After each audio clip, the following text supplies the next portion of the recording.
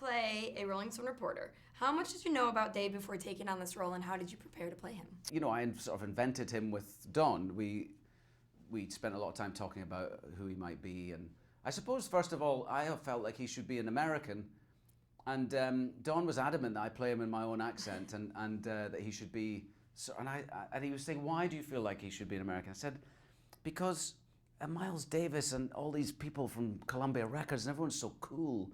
And I just felt like Dave's just not going to be, he's going to be so out of his depth, you know, as a Scottish person.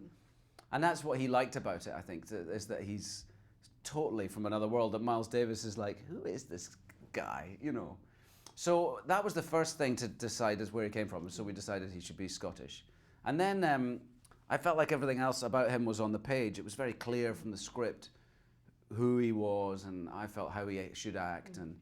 And then having a great partner, both in terms of an actor and a director, and in this case both wrapped up in one with Don Cheadle, was just great. So we got to play, and it felt like that. You know, I think having a director who is also your acting partner is a nice thing to make you feel included. You feel very included. You feel very much part of it. Yeah, you don't have someone coming in from behind the monitor saying try this, try that.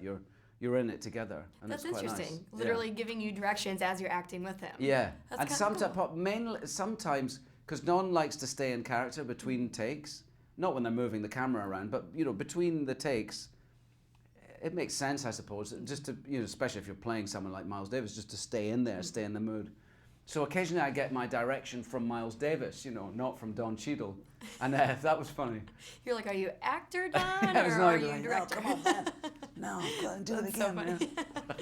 Now, how familiar were you with Miles Davis and his whole life and his legacy before you started this? I was, obviously, I've got a very clear image of who I think he was.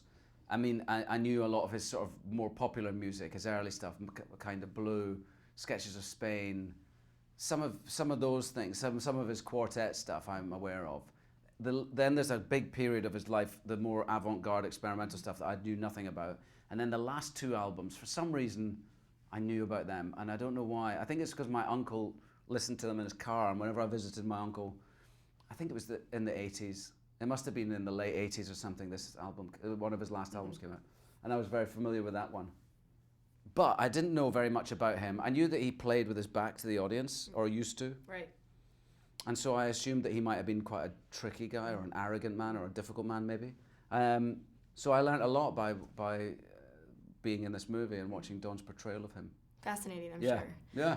Now, my outlet is all about doing good and giving back and having a passion for charities and things like that. I'm wondering if you have anything that you're passionate about, any causes? Yeah, I've been a Goodwill Ambassador for UNICEF since 2004, and I've done a lot of work with them. So they would be my passion charity, yeah. I've visited all over the world with them, in Africa and Nepal and India, and I believe very much in their work. I agree. Now, what do you do for them exactly when you go on these trips? Well, I think the idea of being an ambassador is that you go and visit projects with them, experience things with them, in order to come back and talk about it, have fundraising events, try and raise money about it and raise awareness. It's quite simple, really. Absolutely. But it can be quite effective. I do little films for them. I work with UNICEF in the UK because that's where I started working with them. And so during emergency, crisis, appeals, we'll do little videos and stuff that go onto, you know, social media and stuff, and it can be a very little thing that has a very large effect. Huge outreach, absolutely. Yeah.